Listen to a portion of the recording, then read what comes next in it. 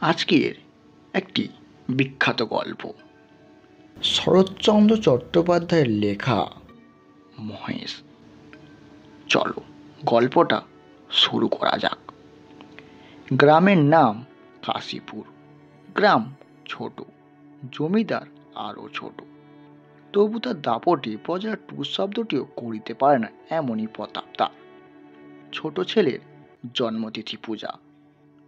পূজা সারিয়া তর্করত্ন দ্বিপর বেলায় বাটি হইতে ফিরিতেছিলেন। বৈশাখ শেষ হইয়া আসে, কিন্তু মেঘের ছোঁয়াটুকুও কোথাও নেই। অন্নবৃষ্টির আকাশ হইতে যেন আগুন ঝরিয়া পড়িতেছে। সম্মুখে দিগন্তজোড়া মাঠখানা জ্বলিয়া পুড়িয়া ফুটিফাটা হইয়া আছে, আর সেই লক্ষ ফাটল দিয়া ধরিত্রীর বুকের রক্ত ধুইয়া উঠিয়া উড়িয়া যাইতেছে। তাহাদের ঊর্ধ্বগতির প্রতি চাহিয়া থাকিলে মাসে যেন ঝিমঝিম করে নেশা লাগে। ইহারই সীমানায় পথের ধারে গফুর জেলার বাড়ি। তাহার মাটির প্রাচীর পড়িয়া গিয়া প্রাঙ্গণ আসিয়া পথে মিশিয়াছে, এবং অন্তঃপুরের লজ্জা সম্ভ্রম প্রতীকের করুণায় আত্মসমর্পণ করিয়া নিশ্চিত হইয়াছে বটে। পথের ধারে একটা পিটালি গাছের ছায়ায় দাঁড়িয়া তর্করত্ন উচ্চ কণ্ঠে ডাক দিলেন, ওরে ও গোফা, বলে ঘরে আছিস? তাহার বছর মেয়ে দুয়ারে দাঁড়িয়া সাড়া দিল, কেন বাবাকে? বাবা যে খুব জ্বর। জ্বর? ডেকে দে হারামজাদাকে, পাষণ্ড। হাঁক ডাকি গফুর মিয়া ঘর হইতে বাহির হইয়া জোরে কাঁপিতে কাঁপিতে কাছে এসে দাঁড়াইল। ভাঙা প্রাচীরে গা ঘেঁষিয়া একটা পুরাতন বাবলা গাছ, তাহার ডালে বাঁধা একটা ষাঁড়। তর্করত্ন দেখিয়া কহিলেন, ওটা কি হচ্ছে শুনি? এ সিঁদুরগা ব্রাহ্মণ জমিদার, সে খেয়াল আছে? তার মুখখানা রাগী ও রৌদ্রের ঝাঁজে রক্তবর্ণ, সুতরাং সে মুখ দিয়া তপ্ত খরবাক্য বাহির হইবে। কিন্তু হেতুটা বুঝিতে না পারিয়া গফুর শুধু চাহিয়া রইল। তর্করত্ন বলিলেন, সকালে যাবার সময় দেখে গেছি বাঁধা, দুপুরে ফেরবার পথে দেখছি ঠিক তেমনই ঠায় বাঁধা। গোহাত্তা বলে যে কর্তা তোকে জ্যান্ত কবর দেবে, সে বামুন নয়। কি করব বাবা ঠাকুর, বড় লাছাড়ে পড়ে গেছি। কদিন থেকে গায়ে বড় জ্বর, দড়ি ধরে দুখাটো খাইয়ে আনবো, তা মাথা ঘুরে পড়ে যায়। তবে ছেড়ে দে না, আপনি চলে আসুন। কোথায় ছাড়বো বাবা ঠাকুর, লোকের ধান এখনো সব ঝাড়া হয়নি, খামারে পড়ে। খড় এখনো গাদা দেওয়া হয়নি, মাঠের আলুগুলো সব জ্বলে গেল, কোথাও এক মুঠা ঘাসও নেই। কার ধানে মুখ দেবে, কার গাদা ফেড়ে খাবে, কেমনি ছাড়ি বলো বাবা ঠাকুর? তর্করত্ন একটু নরম হইয়া কহিলেন, তা ছাড়িস নে, তো ঠান্ডায় কোথাও বেঁধে দু হাঁটুলি বিচুলি দে না, ততক্ষণ চিব। কেন, তোর মেয়ে ভাত রাঁধেনি? ফ্যান জলে দেন এক গামলা খাক। গফুর জবাব দিল। নিরুপায়ের মতো তর্করত্ন মুখের পানে চাহিয়া তাহার নিজের মুখ দিয়ে শুধু একটা দীর্ঘ নিঃশ্বাস বাহির হইয়া আসিল। তর্করত্ন বলিল, ও তাও নেই বুঝি? কি করলি খড়? ভাগে এবার যে পেলি সমস্ত বেঁচে পেটাই নামো, ওটার জন্য 11টি ফেলেও রাখতে নেই, বেটা কসাই কোথাকার। এই নিষ্ঠুর অভিযোগে গফুরের যেন প্রাকৃত হইয়া গেল। ক্ষণেক পর ধীরে ধীরে কহিল, কাহন ক্ষণে খড় এবার ভাগে পেয়েছিলাম, কিন্তু গেল সনের বকেয়া বলে কর্তামশাই সব ধরে রাখলেন। কেঁদে কেটে হাতে পায়ে পড়ে বললাম, বাবু মশাই, হাকিম তুমি, তোমার রাজ্য তো ছেড়ে তো আর পালাবো না কোথাও, আমাকে 5-10 বিচুলি দাও না, দাও। চালে খড় নেই, একখানি ঘর বাপ বেটিতে থাকি, তাহা নয় চাল পাতার গোঁজা গাঁজা দিয়ে এ বর্ষাটা কাটিয়ে দেব, কিন্তু না খেতে পেয়ে আমার মহেশ যে মরে যাবে। তর্করত্ন হাসিয়া কহিলেন, ইস, সাত করে আবার নাম রাখা হয়েছে মহেশ, হেসে বাঁচিনে বুঝি। কিন্তু এ বিদ্রূপ গফুরের কানে গেল না। সে বলিতে লাগল। কিন্তু হাকিমের দয়া হলো না। মাস দুয়েক খোরাকের মতো ধান দুটো আমাদের দিলেন, কিন্তু বেবাক খড় সরকারের গাদা হয়ে গেলেও আমরা কুটোটিও পেলাম না। বলিতে বলিতে কণ্ঠস্বর তাহার অশ্রুভরে ভারী হইয়া উঠিল। কিন্তু তর্করত্ন তাহাতে করুণার উদয় হইল না। কহিলেন, আচ্ছা, মানুষ তো তুই খেয়ে রেখেছিস, দিবি নে?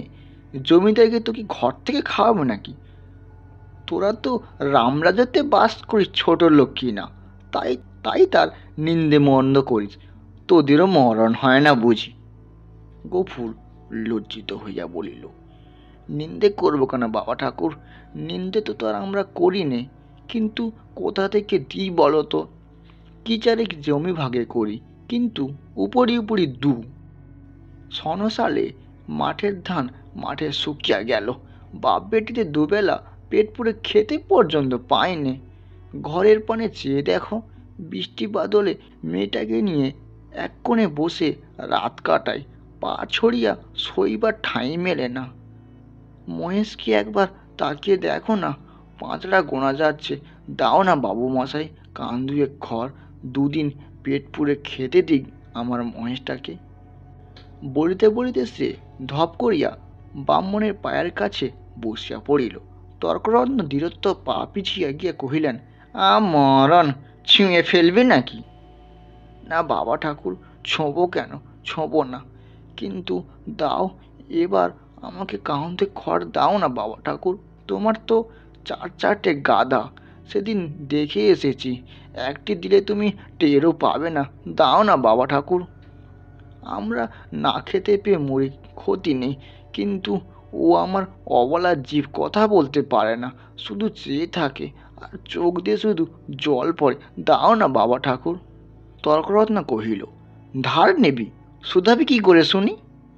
গফুর অসন্নিত হইয়া বাক্যস্বরে বলিয়া উঠিল, যেমন করে পারি শুধাবো বাবা ঠাকুর, তোমাকে ফাঁকি দেব না। দাও না বাবা ঠাকুর, দাও না এক কাহন খড়। তর্করত্নকে এক প্রকার শব্দ করিয়া গফুরের ব্যাকুল কণ্ঠে অনুকরণ করিয়া কহিলেন, ফাঁকি দেব না, যেমনি করে পারি শুধাবো। রসিক নগর, যা যা, সর, পথ ছাড়া আমার। ঘরে যাই, বেলা হয়ে গেল। এই বলিয়া তিনি একটু মুচকি হাসিয়া পা বাড়িয়া সহসা সবই পিছিয়া শখ করে বলে উঠলেন, মরণ, সিং নেড়ে আসে, ঘুরতে হবে নাকি আবার? গফুর উঠিয়া দাঁড়াইল। ঠাকুরের হাতে ফলমূল ও ভিজা চালের পুটুলি ছিল, সেটা দেখিয়া কহিল, গন্ধ পেয়েছে হয়তো, এক মুঠা খেতে চাই বাবা ঠাকুর।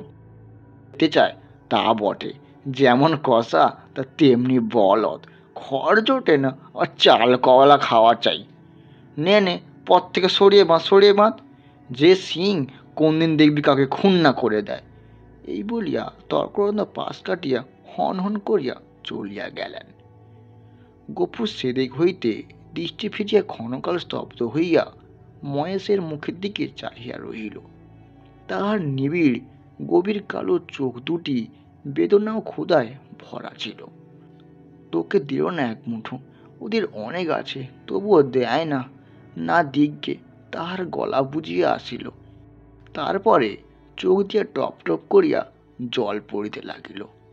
কাছে আসিয়া নীরবে ধীরে ধীরে তার গলায়, মাথায়, পিঠে হাত বুলিয়া দিতে দিতে চুপি চুপি বলিতে লাগল, মহেশ, তুই আমার ছেলের মতন।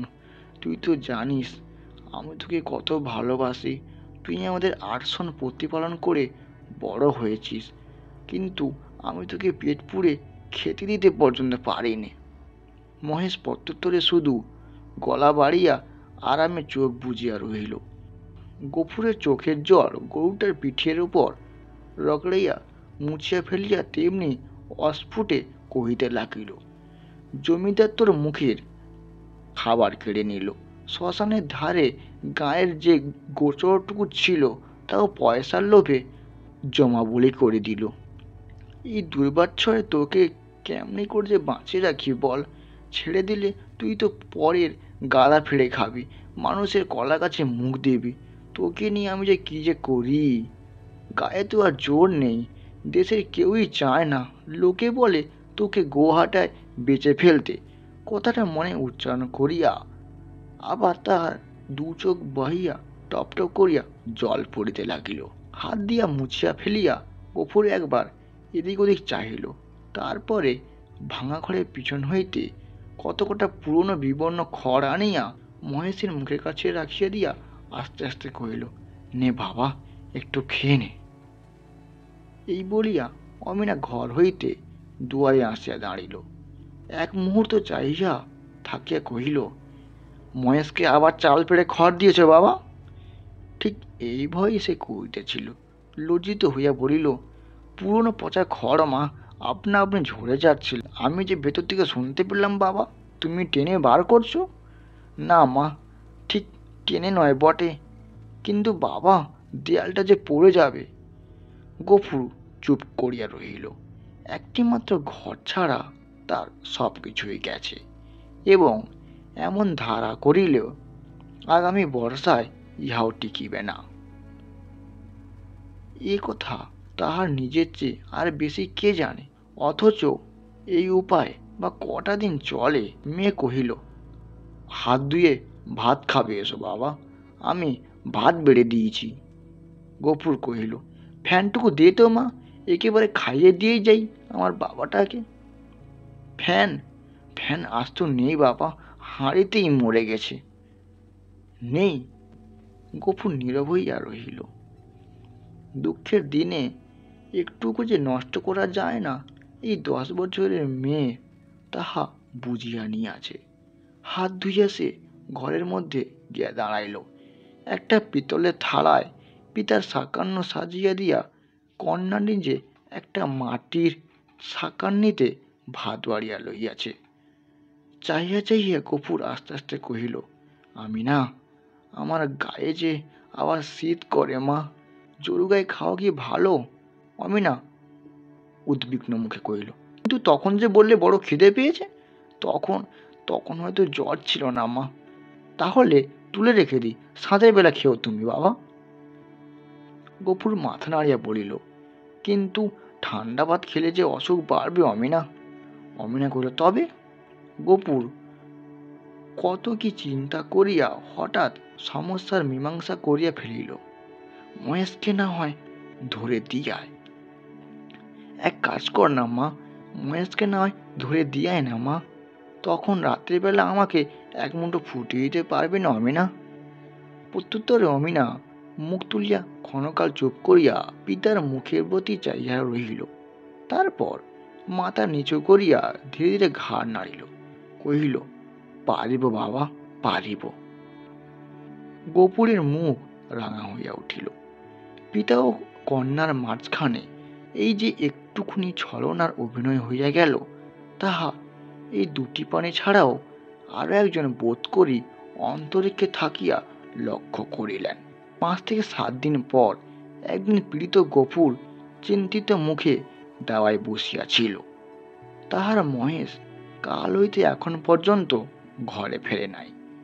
নিজে সে শক্তিহীন। অমিনা সকাল হইতে সর্বত্র খুঁজিয়া বেরিয়েছে। পড়ন্ত বেলায় সে ফিরিয়া আসিয়া বলিল, শুনেছ বাবা, শুনেছ? মানিক ঘোষেরা মহেশকে আমাদের থানায় দিয়েছে। গফুর কহিল, দূর পাগলি। হ্যাঁ বাবা, সত্যি, তাদের চাকর বলল আমাকে। তোর বাপকে বলগে যা দাঁড়িয়াপুরের খাঁড়ায় খুঁজতে। কি করেছিল সে? তার বাগানে ঢুকে গাছপালা নষ্ট করেছে বাবা। গফুর স্তব্ধ হইয়া বসিয়া রহিল। মহেশের সন্ধানে সে মনে মনে বহু প্রকার ঘটনা কল্পনা করিয়াছিল, কিন্তু আশঙ্কা ছিল না যে সে এমন নিরহ, তেমনি গরিব, সুতরাং প্রতিবেশী তাহাকে কেউ এত বড় শাস্তি দিতে পারে না। বিশেষত মানিক ঘোষ, গোপ ব্রাহ্মণে ভক্তি তাহার এই অঞ্চলে বিখ্যাত। মেয়ে কহিল, বেলা যে পড়ে এলো বাবা, মহেশকে আনতে যাবে না? গফুর বলিল, না। কিন্তু তারা যে বলল 3 দিন হলে পুলিশরা তাকে গুহাটায় বেচে ফেলবে। গুহাটা বস্তুটা যে ঠিক কি তাহা অমিনা ঠিক জানিত না, কিন্তু মহেশের সম্পর্কে উহার উল্লেখ মাত্রই তাহার পিতা যে কিরূপ বিচলিত হইয়া উঠে সে বহুবার লক্ষ্য করিয়াছে, কিন্তু আর সে আর কোনো কথা না কইয়া আস্তে আস্তে চলিয়া গেল। গল্পটির পরবর্তী অংশ শুনতে চাইলে আমাদের কমেন্ট করে জানাবেন। ধন্যবাদ। আর গল্পটির পরবর্তী অংশ সবার প্রথমে শোনার জন্য আমাদের চ্যানেলটি সাবস্ক্রাইব করে আমাদের পাশে থাকুন।